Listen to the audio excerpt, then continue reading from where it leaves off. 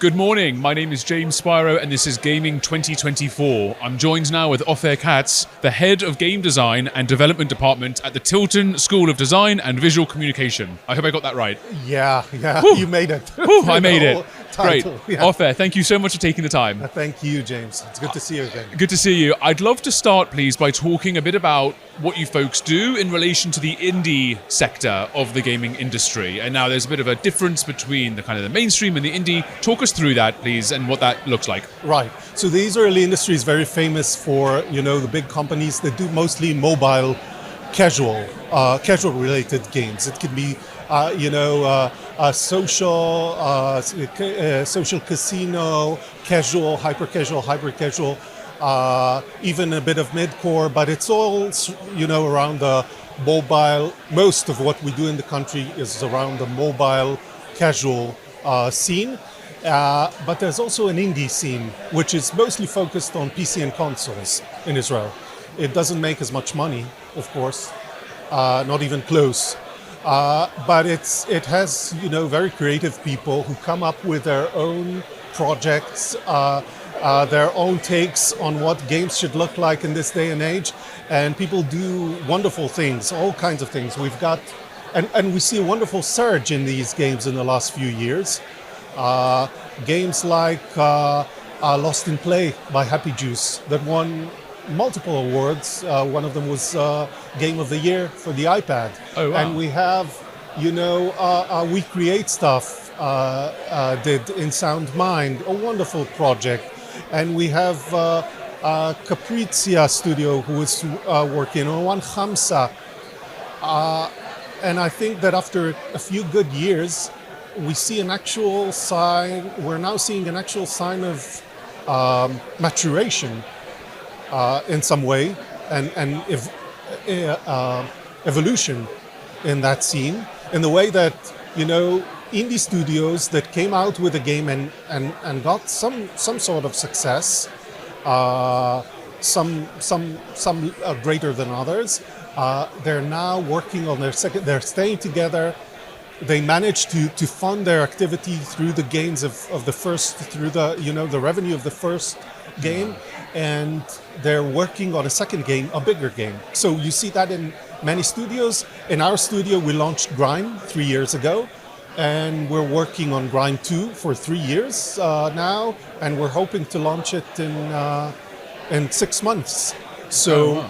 And we see the same with the other indie studios, the other major indie studios, and that's a wonderful thing. Okay, thank you. So a lot of the time, what you're telling me is that the success of an earlier game goes on to help build the new game, and that's how the kind of sector grows itself. What can you tell me about some of these other sectors that rely more on government assistance or government programs? What can you tell me about how gaming may not communicate with that so much? Well, for some reason, the government hasn't acknowledged the gaming industry in Israel here, even though it's amazing. It's making billions of dollars a year. We're making, 30 or 40 times our size in probably the biggest entertainment industry in the world. And still, it's much easier to be funded when you're making cinema or music, which are much smaller industries in Israel. In fact, the only project in Tiltan school that got government funding was a hybrid movie game that got funding from Akerna Hadasha. Actually a film funding, but. The main industry, which is mostly around the mobile companies, they do well by themselves. So these are classic startup companies who are working with business models that are relevant for the mobile segment, and they're more attractive to investors. And these are the companies that make this industry the size it is right now. But I don't think in any other country in the world, indie succeeds in flourishing, in surviving and even thriving without any government help. And in Israel, that's what we have to do at the moment.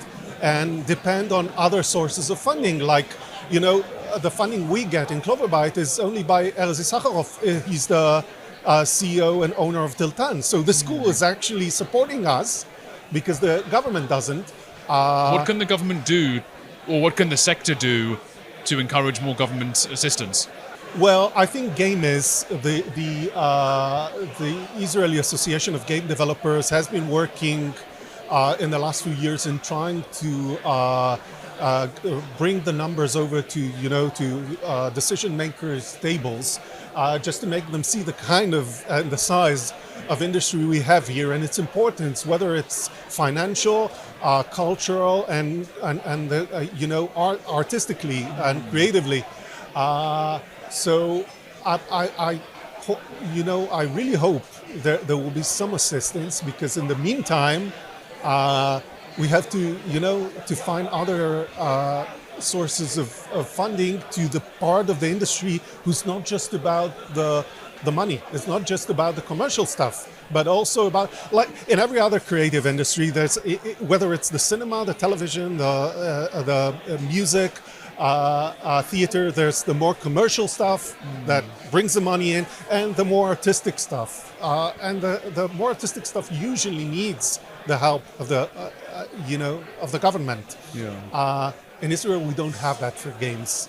And in the meantime, we have to do with other sources of funding, and indies are struggling and, achieving some success without it right now.